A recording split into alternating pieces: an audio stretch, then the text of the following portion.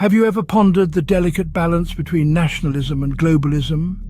This intricate dance of ideologies, each with its own rhythm and beat, shapes the world we inhabit.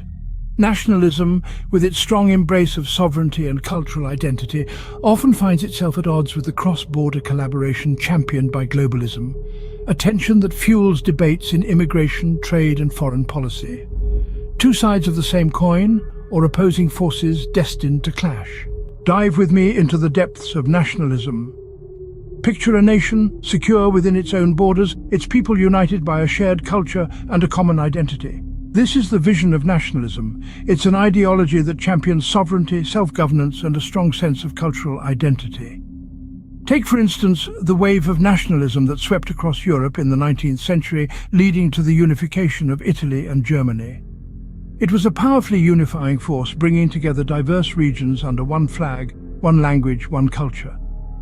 In modern times, nationalism can be seen in movements pushing for greater national control over resources, laws and borders, often eschewing international commitments. It's a call for a nation to be master of its own destiny, to prioritize its own citizens and culture above all else. But this ideology is not without its critics. Some argue that it can lead to isolation, xenophobia and conflict. Nationalism, a beacon of self-determination or a harbinger of isolation? Now, let us untangle the threads of globalism. Picture a world where borders become less important, where nations cooperate and collaborate to tackle pressing global issues. Globalism, at its core, embodies this vision. It is a philosophy that promotes the interdependence of nations, acknowledging our shared humanity and the global challenges that require unified responses. Consider the Paris Agreement, where nearly 200 nations came together to combat climate change. Or the World Health Organization, a beacon of global cooperation, guiding nations through health crises.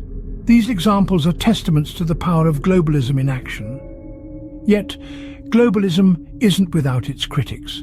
They argue the erosion of national sovereignty, the risk of homogenized cultures, and the potential for exploitation are too steep a price.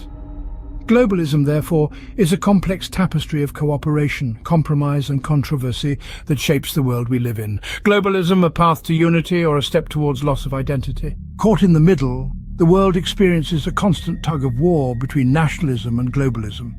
It's a heady game, a contest of strength and strategy, where countries flex their ideological muscles and the rope tightens with each pull.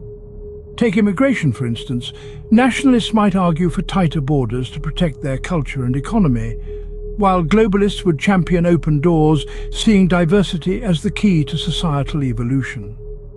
Or consider trade, where the nationalists' pursuit of self-reliance might clash with the globalists' vision of interdependence and shared prosperity. And then there's foreign policy. A nationalist might prioritize domestic interests, even if it means foregoing international commitments, while a globalist would argue for collective action, believing in the power of unity to address global challenges. It's a complex, multifaceted battle with consequences that reverberate across the globe. Nationalism or globalism, a choice, a conflict, or a necessary dance of ideologies. As we conclude our journey, it's time to reflect. Consider the dance of nationalism and globalism, two ideologies locked in an eternal waltz. Nationalism, with its steps guided by sovereignty and identity, dances to a rhythm of self-governance. Yet, globalism twirls to the tune of international collaboration, aiming to solve shared challenges.